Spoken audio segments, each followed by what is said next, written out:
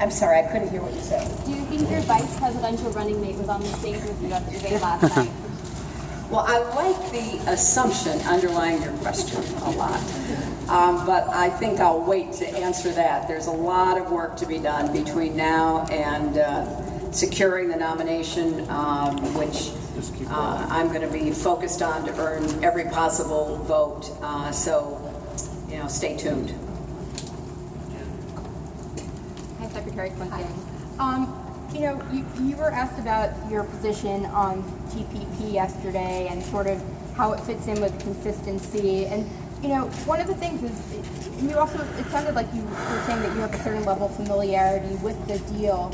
Have you read the full deal yet? I mean, my understanding is that it's not fully public yet. Have you read the full document? Have you been given access to it? No, I have not read it, but I have been given detailed briefings by people who are quite familiar with the final agreement. I've said repeatedly about the TPP that I believe we have to trade with the rest of the world. We only have 5% of the world's population, so it's essential for our economy that we trade with the remaining 95% of the world's population. And I have, as a senator, had a set of criteria for any trade agreements. And if you go back and look at my record, I voted for some trade agreements and I voted against some. And on each case, I have to decide whether the agreement as I understand it, as it certainly has been described in detail to me, meets the standards I set. Will it create more good-paying jobs here in America? Will it help to raise incomes here in America? Will it advance our national security? And I give President Obama and his team a great deal of credit for taking on this complicated negotiation.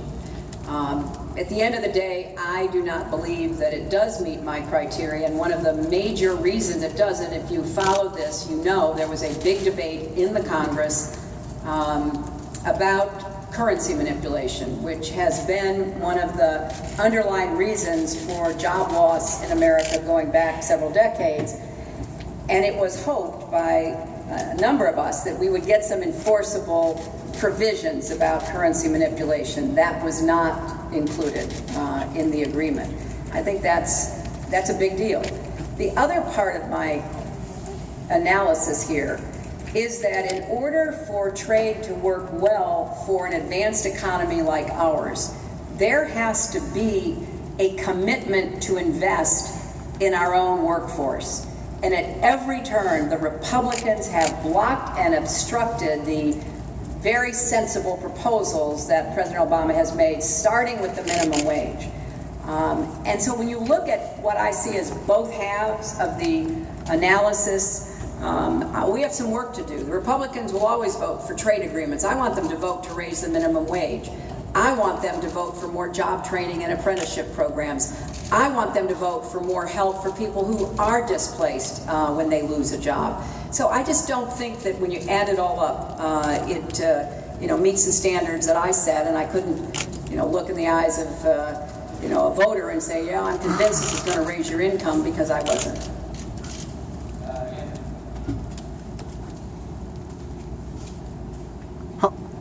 Oh, hi.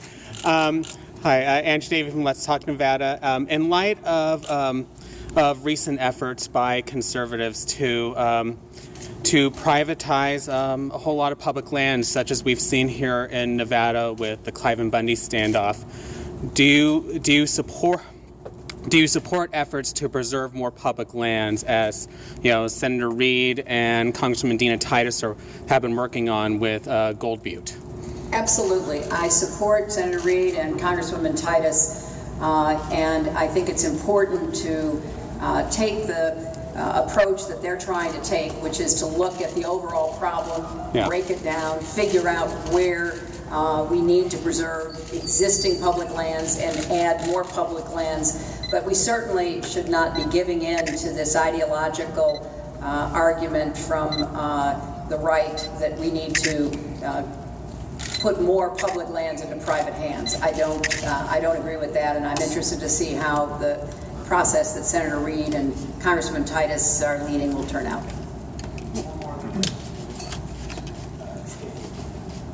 Madam Secretary, there's been a lot of speculation about this, but I think a lot of us are curious. Do you think that your performance last night in the debate made it any harder or less likely for Vice President Biden to get in, or if it will impact his calculations at all? You know, I'm going to continue to run my campaign and make my case for my candidacy, and everyone else, whether they're in or they're not in, will have to make whatever judgment is best for them. And I will repeat what I have said to you many times. I have the greatest respect and affection for the Vice President. He and I are friends. We were former colleagues in the Senate. I just think he needs to decide what is best for him and his family, and I'm not going to comment on it. It's not my place to do so. But I do want to continue to put forth my policies, my plans, my vision for the country, and that's what I will do. Okay, thanks everybody.